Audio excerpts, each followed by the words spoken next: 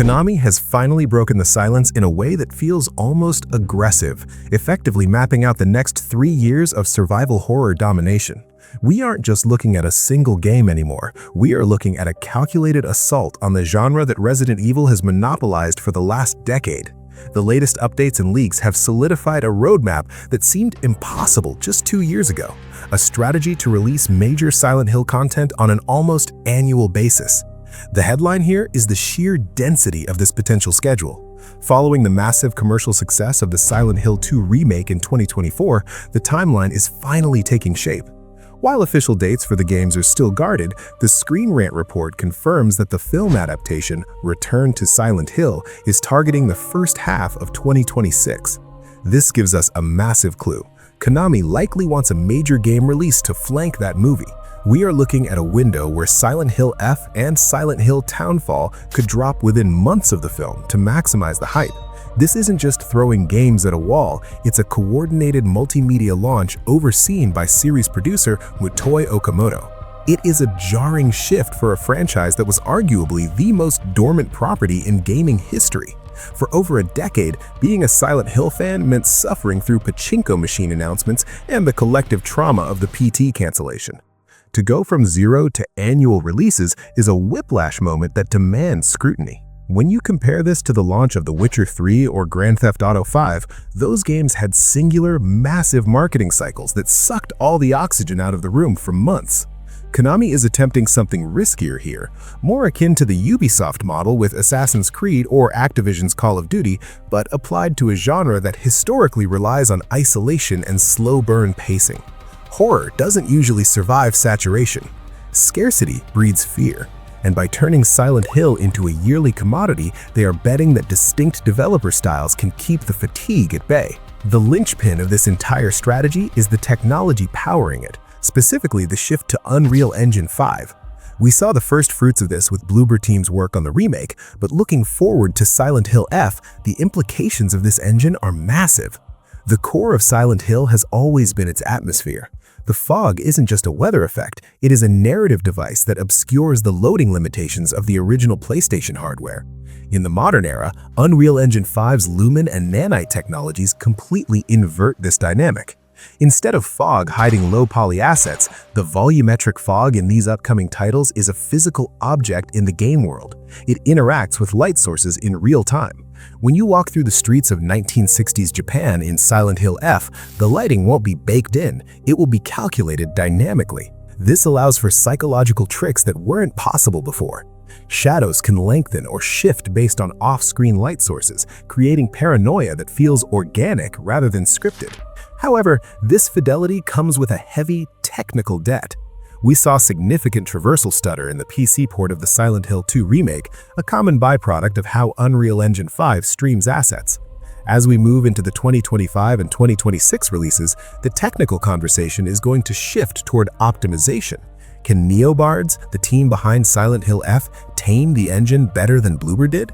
If they can't, we might be looking at a generation of horror games that look photorealistic but suffer from performance hitches that break the immersion necessary for horror. This brings us to the most mysterious and potentially revolutionary entry in this roadmap, Silent Hill F. Set in 1960s Japan, this title is generating the most intense fan theories because it completely abandons the American setting of the previous games. The F in the title has sparked a wildfire of speculation. The leading theory suggests F stands for forte in musical notation, meaning loud, or perhaps flower or fungus, referencing the parasitic plant imagery seen in the teaser.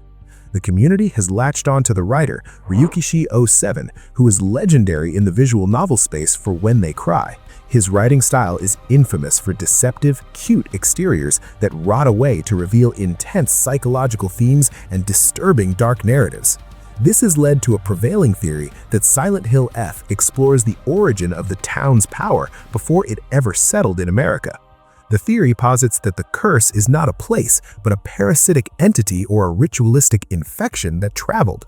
By setting the game in 1960s, Konami might be building a prequel that explains the supernatural mechanics of the entire franchise without ever stepping foot in the town of Silent Hill itself.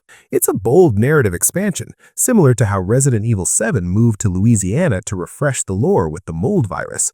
Then there is Silent Hill Townfall.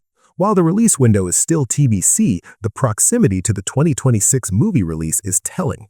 This game is being handled by No Code, a developer known for stories untold and observation. These aren't traditional third-person action developers. They make puzzle-heavy, narrative games that often break the fourth wall. The fan consensus here is that Townfall won't be a standard survival horror game at all. The leading theory is that it's an anthology entry, a collection of shorter, terrifying stories found on cursed media tapes, fitting the analog horror trend that has exploded on YouTube recently. The teaser trailer featured a CRTV and rapid-fire imagery, suggesting a game that takes place within the interface of technology. If Silent Hill F is the RE7 of the series, Townfall is the experimental indie darling that questions what a Silent Hill game can even be. The release cadence suggests a very specific endgame for Konami. If 2024 was the remake, 2025 is potentially the prequel/spin-off, and 2026 is the multimedia crossover with the film. The roadmap is clearly building to a crescendo. You don't saturate a market like this without a massive payoff. The conspicuous absence in this timeline is a remake of the original Silent Hill 1. The current roadmap bridges the gap perfectly to land a Silent Hill 1 remake in 2027 or 2028. By rebuilding the engine assets for Silent Hill 2 and establishing the lore origins in Silent Hill F, they're essentially creating the toolset and the narrative hunger to revisit Harry Mason's story. It mirrors the Resident Evil strategy perfectly. Remake the most popular one first, like RE2 and Silent Hill 2, to secure funding and fan trust, then circle back to the others. This strategy is a double-edged sword. On one hand, it fixes the franchise's biggest historical weakness, inconsistency. Silent Hill died previously because after Team Silent disbanded, the games were handed to random Western developers with wildly different budgets and visions, resulting in a tonal mess from Homecoming to Downpour. This new roadmap, overseen by a central internal producer, attempts to unify the vision while outsourcing the labor. It's the Marvel Cinematic Universe approach to game development. You keep the core continuity tight at the top, but let different directors handle the execution. However, the risk of horror fatigue is real. Resident Evil avoids this by oscillating between action-heavy titles and horror-focused ones, and by spacing them out with remakes. If Silent Hill F and the movie arrive within 6 months of each other, they risk cannibalizing their own attention. Konami is banking on the distinctiveness of the settings to differentiate the products enough that fans engage with both. This differentiation is key to understanding the engine implications again. While Silent Hill 2 Remake aimed for photorealism, Silent Hill F seems to be aiming for a stylized, floral beauty that decays. Unreal Engine 5 is uniquely suited for this because of its ability to handle high-poly organic geometry. The flowers and fungal growth seen in the concept art would have been flat textures in the PS4 era. Now they can be fully modeled 3D assets that writhe and grow in real time. This allows the horror to be beautiful, a stark contrast to the rust and industrial decay of the traditional games. It suggests that Konami understands they cannot just sell rust and fog for 3 years straight. They have to evolve the visual language of the series. The involvement of Annapurna Interactive with Townfall is another massive signal of this shift. Annapurna is the prestige publisher of the indie world. They don't publish bad games, generally speaking. Their involvement lends a level of artistic credibility to the project that Konami hasn't had in decades.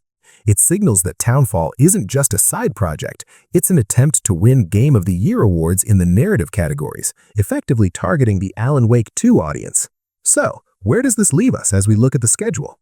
We have a clear path. Classic survival horror just hit us, folk horror arrives next, and a major motion picture anchors the 2026 window. It is a diversified portfolio of fear. The skepticism is warranted given Konami's track record, but the pieces on the board, Unreal Engine 5, Ryukishi 07, No Code, and a dedicated internal producer are the strongest they have ever been. This isn't just about reviving a brand, it's about proving that psychological horror can scale. For years, the industry wisdom has been that horror is a niche genre that hits a ceiling. Capcom broke that ceiling by turning Resident Evil into an action movie. Konami is trying to break that ceiling by turning Silent Hill into an art house anthology. If Silent Hill F succeeds in translating the franchise to 1960s Japan without losing the core identity, that proves that Silent Hill is a concept, not a location.